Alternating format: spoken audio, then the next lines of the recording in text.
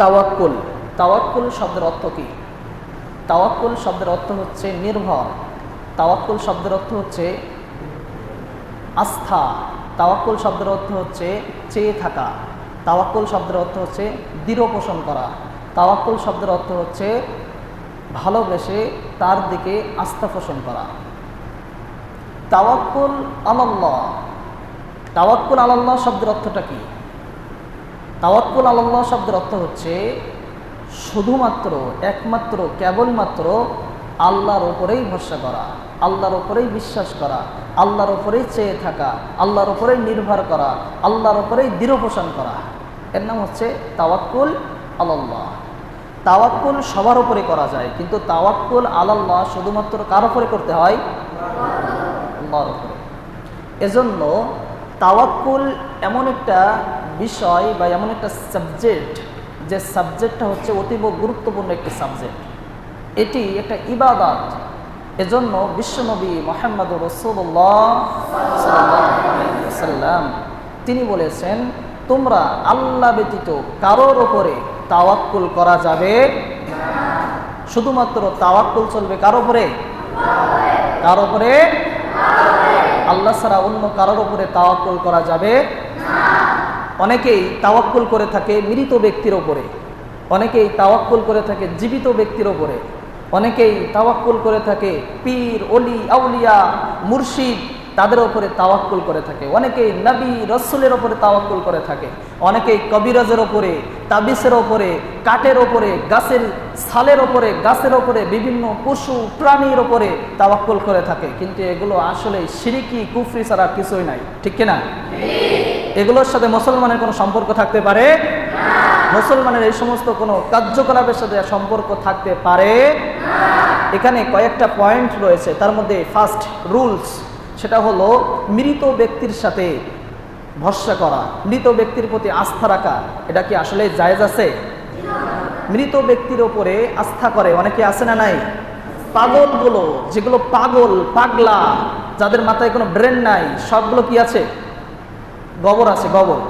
সেই সমস্ত লোকেরা মৃত ব্যক্তির জন্য চেয়ে থাকে। মৃত ব্যক্তি মারা গিয়েছে, কবরে গিয়ে হাত তুলে চায়, আমাকে কিছু দেন। আসলে কি সে কিছু দিতে পারে?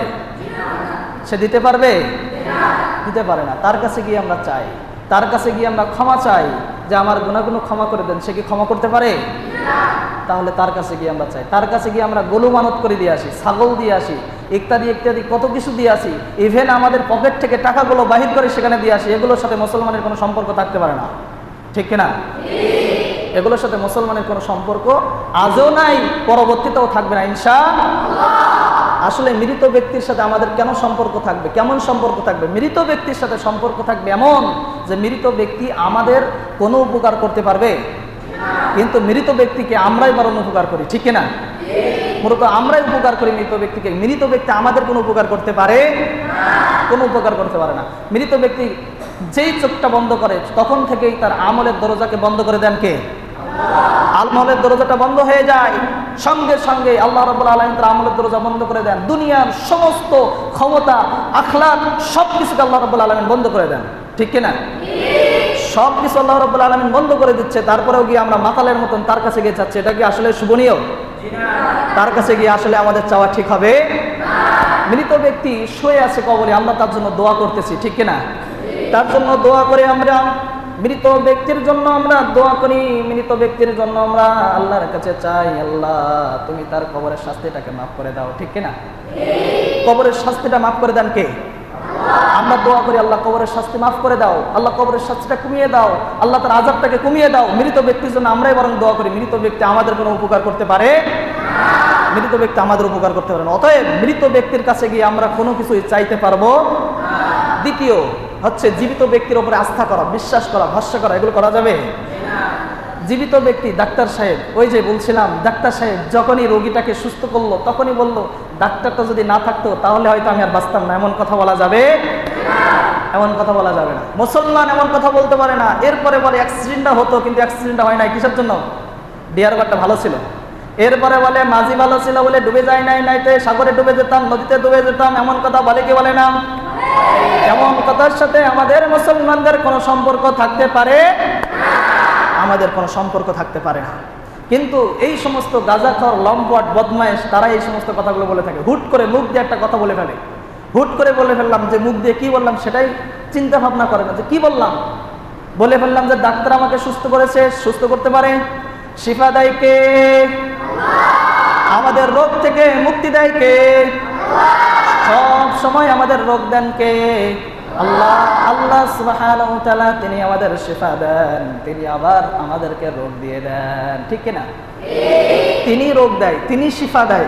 অতএব আমরা যদি ডাক্তারের পাশে গিয়ে চেয়ে থাকি তাহলে কি হবে? আমাদের চেষ্টা করতে হবে। কি করতে হবে?